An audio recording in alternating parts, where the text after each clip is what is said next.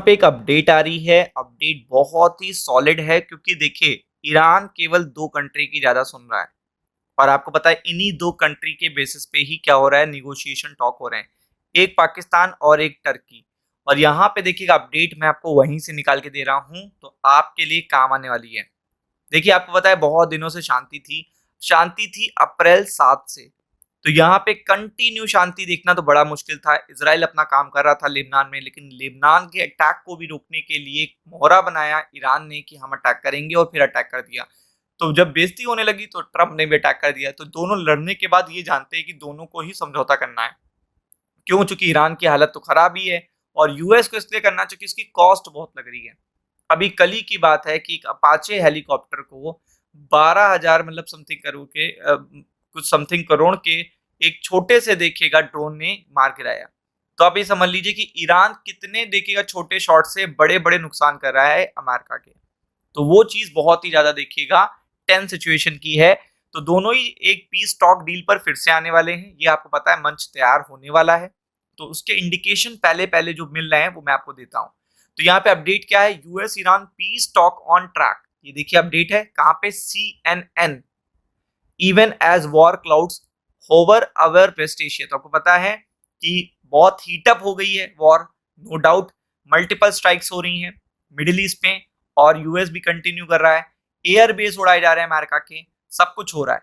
But ये तैयार हुआ है, मंच तैयार हुआ है।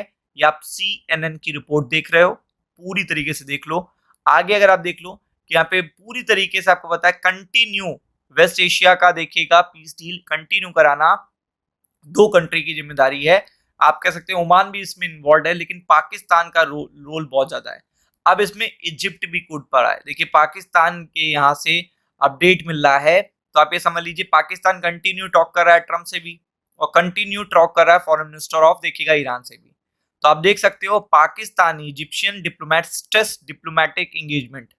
आपको पता है कि ये कंटिन्यू चाहते हैं कि फिर से डिप्लोमेटिक टॉक स्टार्ट हो। और इसलिए यहाँ पे अगर आप देखेंगे तो फॉरेन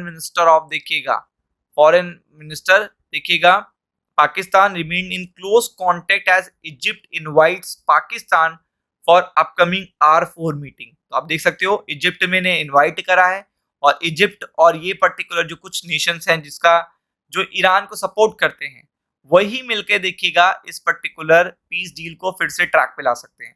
अब पूरी बात सुनिएगा। अपडेट पाकिस्तान के फॉरेन मिनिस्टर से आ रहा है, देखने को मिल रहा है। और यहाँ पे इजिप्शियन देखिएगा मिनिस्टर भी हैं आप। थर्सडे आज ही का अपडेट है, एम्फसाइज करा है किस चीज के लिए, importance to continue dialogue and diplomatic engagement. देखिएगा क्योंकि अभी नई फाइटिंग स्टार्ट हो चुकी है यूएस एंड ईरान में। तो यहाँ पे यही चीज है, पाकिस्तान शुरुआत से ही एक मीडिएटर है। क्यों? क्योंकि पाकिस्तान एक ऐसा मुस्लिम देश है जो न्यूक्लियर वेपन रखता है। अब आप समझ लीजिए यही सबसे बड़ी बात है। इसीलिए बस वजन है उसकी बात में, क्योंकि अभी तक जो ईरान भी नहीं पा पाया है वो पाकिस्तान के पास है।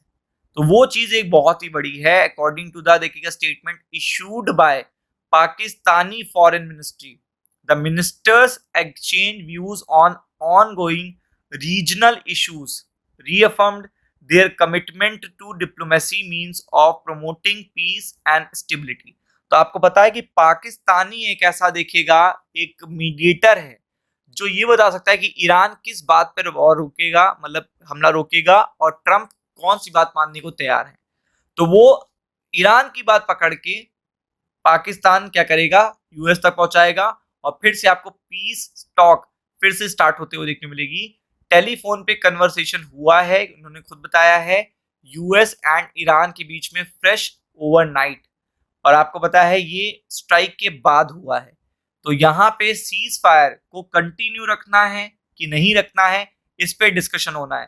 तो दोनों देश कहीं ना कहीं चाहते हैं, ईरान भी चाहता है और अमेरिका भी चाहता है कि सीज फायर तो ना ही टूटे।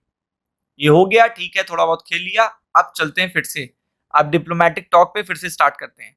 तो वो चीज यहाँ पे आपको देखने को मिल रही है कि फॉरेन मिनिस्ट्री स्टेटमेंट यहाँ पे appreciated Pakistan continued mediation effort.